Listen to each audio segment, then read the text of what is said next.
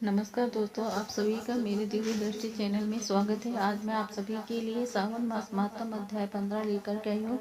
आपको पसंद आए लाइक शेयर एंड सब्सक्राइब करें। सुपोधन षष्ठी व्रत तथा अर्क विवाह विधि। सनत कुमार बोले, हे देवेश, मैंने नागों का यह आश्चर्यजनक पंचमी व्रत सुन लिया। अब आप बताएं कि षष्ठी तिथि में कौन सा व्रत होता है और उसकी विधि क्या है। ईश्वर बोले, हे विपेंद्र, श्रावण मास के शुक्ल पक्ष में षष्ठी तिथि को महामृत्यु का नाश करने वाले सुपोधन नामक शुभ व्रत को करना चाहिए। शिवालय में अथवा घर में ही प्रयत्न पूर्वक शिव का पूजन करके सुपोधन का नैवेद्य उन्हें विधि पूर्वक अर्पण करना चाहिए। इस व्रत के साधन में आम्र का लवण मिलाकर के शाक और अन्य पदार्थों के नैवेद्य अर्पित करें। साथ ही ब्राह्मण को वाइन प्रदान करें। जो इस विधि से व्रत करता है उसे अनंत पुण्य मिलता है। इस प्रकरण में लोग एक प्राचीन कहानी सुनाते हैं जो इस प्रकार से है। प्राचीन समय में एक रोहित नाम का एक राजा था। काफी समय बीतने के बाद भी उसे पुत्र रत्न की प्राप्ति नहीं हुई। तब पुत्र की अभिलाषा में उस राजा ने अत्यंत कठोर तप किया। ब्रह्मा जी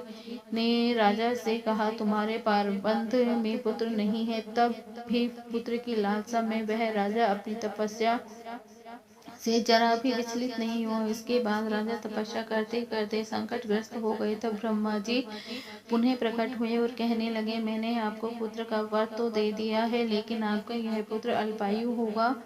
तब राजा तथा उनकी पत्नी ने विचार किया कि इससे रानी का बांझपन तो दूर हो जाएगा, संतानहीनता की निंदा नहीं होगी। कुछ समय बीत जाने के बाद ब्रह्मा जी के वरदान से उन्हें पुत्र प्राप्ति हुई।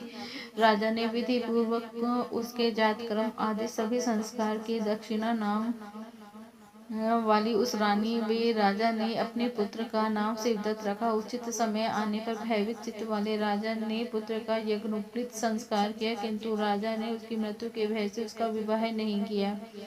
तदंतर 16वें साल में उनका पुत्र शिवदत्त मृत्यु को प्राप्त हो गया। तब ब्रह्मचारी की मृत्यु का स्मरण करते हुए राजा को बहुत चिंता होने लगी कि जिन लोगों के कुल में कोई ब्रह्मचारी मर जाए तब उनका कुल खत्म हो जाता है और वह ब्रह्मचारी भी दुर्गति में पड़ जाता है। संत कुमार बोले, हे देव, हे जगन्नाथ, इसके दोष निवारण का उपाय है या नहीं? यदि उपाय है तो अभी बताएं, जिससे दोष की शांति हो सके। ईश्वर बोले, यदि कोई स्नातक अथवा ब्रह्मचारी मर जाए तो अर्क विधि से उसका विवाह कर देना चाहिए। इसके बाद उन दोनों ब्रह्मचारी तथा आग को परस्पर संयुक्त कर देना चाहिए। अब अर्क विवाह की विधि कहते हैं। मृतक का गोत्र, नाम आदि लेकर देश काल का उच्चारण करके कर्ता कहे कि मैं मृत ब्रह्मचारी के दोष निवारण हेतु वैसाखिक व्रत करता हूँ। सर्वप्रथम सुवर्ण से अभ्युदयित करके अग्नि स्थापन कर आधार होम करके चारों व्याहतियों ओम भूर्भुवः, ओम भूर्भुवः, ओम स्वः, ओम मः से हवन करना चाहिए। उसके बाद व्रत अनुष्ठान के उत्तम फल के निर्मित व्रतपति अग्नि के संपादनार्थ विष्णु देवों के लिए घृत की आहुति डालें। उसके बाद स्विष्ट कृत होम करके अवशिष्ट होम संपन्न करेंगे। पुनः देश काल का उच्चारण करके इस प्रकार बोले, मैं अर्क विवाह करूंगा। उसके बाद सुवर्ण से अभ्युदय कृत्य करके है अर्क शाक का तथा मृतक के देह को तेल तथा हल्दी से लिप्त करके पीले सूत से वैशिष्ट कर और पीले रंग के दो वस्त्रों से उन्हें ढक दें। उसके बाद अग्नि स्थापन कर और विवाह विधि से प्रयुक्त योजक नामक अग्नि में आधार होम करें। वे अग्नि के लिए आजम होम करें। उसके बाद चारों व्याहतियों से ओम भूव ओम स्वः, ओम मः बृहस्पति तथा कामदेव के लिए आहुति प्रदान करें। पुनः घृत से स्विष्ट कृत होम करके संपूर्ण हवन कर्म समाप्त करें। उसके बाद आग की डाली तथा मृतक के शव को विधि पूर्वक जला दे। मृतक अथवा म्रियमाण के निर्मित 6 वर्ष तक इस व्रत का अनुष्ठान करना चाहिए। इस अवसर पर 30 ब्रह्मचारियों को नवीन कोपिन वस्त्र प्रदान करना चाहिए और हस्त प्रमाण अथवा काम तक लंबाई वाले दंड तथा कृपण मर्ग चर्म की भी प्रदान करने चाहिए। उन्हें चरण पादुका, छत्र, माला, गोपी चंदन, प्रवाल मणि की माला तथा अनेक आभूषण समर्पित करने चाहिए। इस विधान से व्रत करने पर कोई भी विघ्न नहीं होता। ईश्वर बोले, ब्राह्मणों से यह सुनकर राजा ने मन में विचार किया कि यह अर्क विवाहित तो मुझे गौण प्रतीत होता है, मुख्य नहीं, क्योंकि कोई भी व्यक्ति मरे हुए को अपनी कन्या नहीं देता है। मैं राजा हूँ, अतः मैं उस व्यक्ति को अनेक रत्न तथा धन दूंगा, तो कोई भी इसकी वधू के रूप में अपनी कन्या प्रदान करेगा। उस नगर में एक ब्राह्मण था। उस समय वह किसी दूसरे नगर में गया हुआ था। उसकी एक सुंदर स्थिति, जिसकी माता की पहले ही मृत्यु हो चुकी थी। ब्राह्मण की दूसरी पत्नी थी, जो ब्राह्मण की पुत्री के प्रति बुरे विचार रखती थी तथा दुष्ट मन वाली थी। कन्या 10 वर्ष की तथा दीन थी और उसकी माता सौतेली माता के अधीन थी। वह अतः सौतेली माता ने देश तथा अत्यधिक धन के लालच में 1 लाख मुद्रा लेकर उस कन्या को मृतक राजकुमार के लिए दे दिया। कन्या को कन्या को लेकर राजा के लोग नदी के तट पर शमशान भूमि में राजकुमार के पास ले गए और शव के साथ उसका विवाह कर दिया। उसके बाद विधि पूर्वक शव के साथ कन्या का योग करके जब वे जलाने की तैयारी करने लगे, तब उस कन्या ने पूछा, हे सज्जनों, आप लोग यह क्या कर रहे हैं? तब वे सभी दुखित मन से कहने लगे कि हम लोग तुम्हारे इस पति को जला रहे हैं।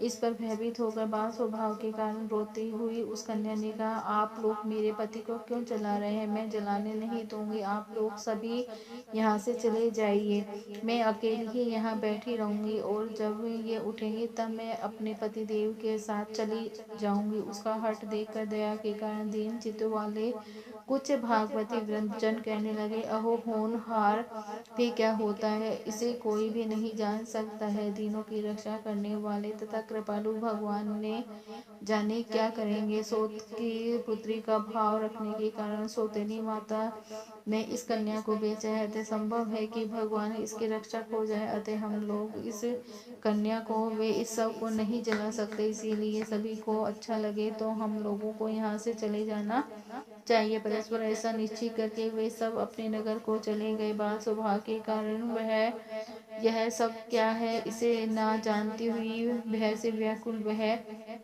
कन्या एकमात्र शिव तथा पार्वती का स्मरण करती रही। उस कन्या के स्मरण करने से सब कुछ जानने वाले तथा दया से पूर्ण हृदय वाले शिव पार्वती शीघ्र ही वहां आ गए। नदी पर विराजमान उन तेज निधान से पार्वती को देखकर उन देवों का ने जानती हुई भी उस कन्या ने पृथ्वी पर दंड की भांति पड़कर प्रणाम किया और तब उसे आश्वासन प्राप्त हुआ कि पति से तुम्हारे मिलने का समय अब आ गया है। तब कन्या ने कहा कि मेरे पति अब जीवित नहीं होंगे। उसके बाद स्वभाव से प्रसन्न तथा दया से परिपूर्ण श्री पार्वती ने कहा कि तुम्हारी माता ने सुपोदन नामक व्रत किया था। इस व्रत का फल संकल्प करके तुम अपने पति को प्रदान करो। तुम कहो कि मेरे माता के द्वारा जो सुपोदन नामक व्रत किया गया है, उसके प्रभाव से मेरे पति जीवित हो जाए। तब कन्या ने वैसा ही किया और उसके परिणाम स्वरूप शिवदत्त जीवित उठ खड़ा हो गया। उस कन्या को व्रत का उपदेश देकर शिव तथा पार्वती अंतर्ध्यान हो गए। तब शिवदत्त ने उस कन्या से पूछा, तुम कौन हो और मैं यहाँ कैसे आ गया हूँ? तब उस कन्या ने उसे वृतांत सुनाया और रात हो गई। प्रातः होने पर नदी के तट पर गए लोगों ने राजा को वापस आकर कहा कि हे राजन, आपका पुत्र व पुत्र वधू नदी के तट पर स्थित हैं। विश्वस्त लोगों से यह बात सुनकर राजा बहुत खुश हुआ। वह हर्ष भरी बजवाते हुए नदी के तट पर गया और सभी लोग प्रसन्न होकर राजा की प्रशंसा करने लगे। वह बोले, हे राजन, मृत्यु के घर गया हुआ आपका पुत्र पुनः लौट आया। इस पर राजा पुत्र वधू की प्रशंसा करने लगे और बोले कि लोग मेरी प्रशंसा क्यों कर रहे हैं? प्रशंसा के योग तो यह वधू है।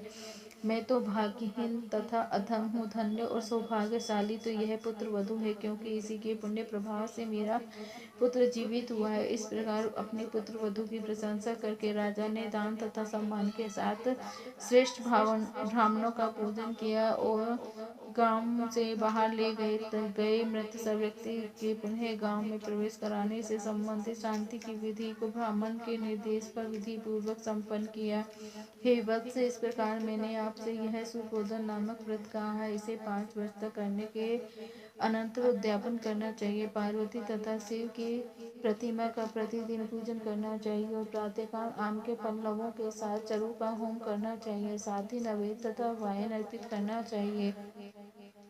मनुष्य यदि व्रत की बताई गई इस विधि के अनुसार आचरण करे तो वह दीर्घजीवी पुत्र प्राप्त करके मृत्यु के बाद से लोक जाता है। इस प्रकार श्री स्कंद पुराण के अंतर्गत इस संत कुमार संवाद में सावन मास महात्म में सुपोधन षष्ठी व्रत कथन नामक 15वां अध्याय पूर्ण हुआ। श्री शिवाय नमस्तुभ्यम, श्री शिवाय नमस्तुभ्यम, श्री शिवाय नमस्तुभ्यम।